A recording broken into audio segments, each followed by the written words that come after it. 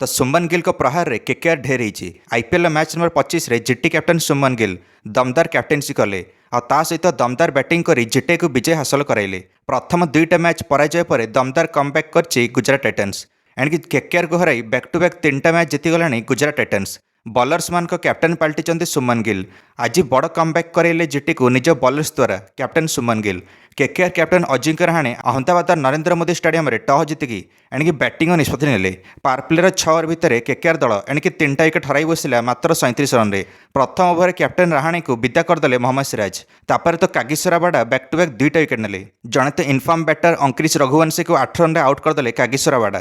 तापर निजर प्रथम मैच खेलुवा केकेआर एणिक टीम साइफर्ट को 19 रन आउट करें कागिसरावाड़ा। 10 ओवर पर्यंत कैमरन ग्रीन और रोमान पावेल इनिंग्स को संभाड़िले केकेआर और दलीय स्कोर को 80 रन पहुंचाइले। किंतु ये पार्टनरशिप को ब्रेक लगेले कैप्टन सुमन गिल। युवा बॉलर अशोक शर्मा को बॉलिंग दे अशोक शर्मा आसिक आउट करदेले रोमान पावेल को 27 रन रे। आज केकेआर एका लड़ुले कैमरन ग्रीन जे निजर अर्धशतक संपूर्ण कले मात्र 24 बल्ले। अनुकूल रॉय सहित पार्टनरशिप करें 60 रन मात्र 23 बल्ले पंचम विकेट पर कैमरन ग्रीन। किंतु यही पार्टनरशिप रे अधिकांश रन कैमरन ग्रीन करथिले। अनुकूल रॉय मात्र 9 रन करथिया बेले कैमरन ग्रीन ए पार्टनरशिप रे 51 रन योगदान देथिले।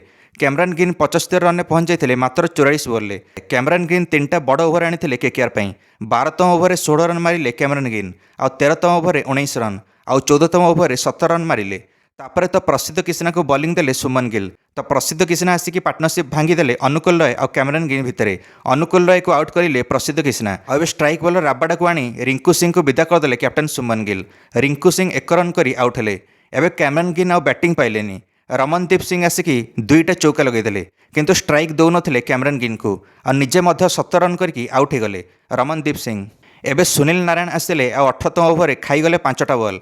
कैमरन ग्रीन एबे भी स्ट्राइक पाइलेनी। सुनील नारायण 5टा बॉल खाईगले आ बिना खाता खोली कैच आउट हेले। आ 19तम ओवर जाइए कैमरन ग्रीन बाया विकल हो स्ट्राइक नागू चाहिए आ दौड़ी पड़े non striker Andrew. Kartik Tyagi crease रू बाहर नथिले आ कार्तिक त्यागी जिते क्रिज बाहर रनआउट होगले।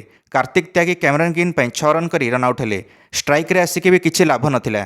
कैमरन ग्रीन आगुरी जी मोमेंटम थे एवं मोमेंटम भांगी सारी एणिक शेष में आउट हेले 20 ओवर अंतिम बॉल आ जो आउट हेले से 55 बॉल 79 रन करते एणिक केकेआर 180 रन ऑल आउट है। किंतु अंतिम 5 ओवर मात्र 32 रन ही आसाला केकेआर और 5टा विकेट जाइथिला। एबे 181 रन टार्गेट होइला जीटी आगे आ टार्गेट चेस बेले जीटी कैप्टन सुमन गिल आरंभ आसी धोई चलले केकेआर बॉलर्स मान को आ 57 रन पार्टनरशिप करें साई सुदर्शन सहित। तो साई सुदर्शन तो 22 रन कर आउट होगले किंतु जोश बटलर सहित मिसिकी सुमन गिल जीटी स्कोर को द्रुत गति आग को बढ़ेले। बटलर तो आउट होगले 25 रन करके 18टा बॉल किंतु सुमन गिल जीटी स्कोर को 100 रन पहुंचाईदेले और निजर अर्धशतक संपन्न कले मात्र 27 बॉल एवं 81 रन बाकी थाए 59 बॉल। ए पूरा गुजरात टाइटन डगआउट छिड़ा होगी ताली मारुला सुमन गिल को अर्धशतक इनिंग्स कारण सुमन गिल और श्रेयस अय्यर ये 2 जण होउचंती एकमात्र कैप्टेन जे लगा लगी बैक टू बैक 3टा 50 लगेदेले चलित आईपीएल। तापर तो number 1 T20 bowler Varun Chakravarthy या धोईदेले सुमन गिल गोटे चौका और गोटे छक्का मारिकी। एणे केकेआर दल धीरे धीरे ध्वस्त होबार लगी। अन्य आड़ू केकेआर को विकेट मिलूला किंतु से विकेट मिलूना जोटा केकेआर चाहूला। केकेआर को दरकार था सुमन गिल विकेट आ सुमन गिल न जितया जाए एणिक थमी न था। सुमन गिल जीटी स्कोर को 158 रन नहीं पहुंचाईदेले और निजे भी 86 रन पहुंचीगले मात्र 49 बॉल। दर्शक बंधु मैंने एणिक ऑरेंज कैप लीडर बोर्ड रे भी एणिक सुमन गिल नंबर 1 पहुंचीगले सर्वाधिक रन तालिकार 233 रन करदेले सुमन गिल चलित आईपीएल। आ केकेआर विपक्ष टार्गेट चेस बेले संपूर्ण भार निज उपर नहीं गले कैप्टन सुमन गिल आ मजबूत स्थिति नहीं पहुंचाईदेले जीटी को। सुमन गिल एवं 86 रन कर आउट हेले 50 बॉल किंतु गेम टी पलि आसते जीटी हाथ में आ 15 बॉल 17 रन ही दरकार थाए जीटी को मैच जितापी। ग्लेन फिलिप्स आउट होगले 19 रन करके जिते जीटी को 4 रन दरकार था किंतु शाहरुख खान और राहुल तेवतिया ये 2 जण मिसिकी एणिक पीछा करदेले टार्गेट और जिताई देले जीटी को 5 विकेट रे 2 बॉल बाकी थाउ थाउ। कैप्टन सुमन गिल कहले मैच पर मते ऑरेंज कैप दरकार नहीं मते दरकार आईपीएल ट्रॉफी 2026 एणिक से टार्गेट रे अच्छे मु।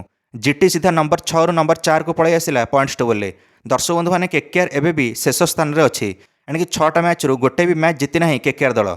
निश्चय मंतव्य कमेंट दे वीडियो को लाइक और चैनल को सब्सक्राइब करदे समस्त क्रिकेट अपडेट्स। धन्यवाद।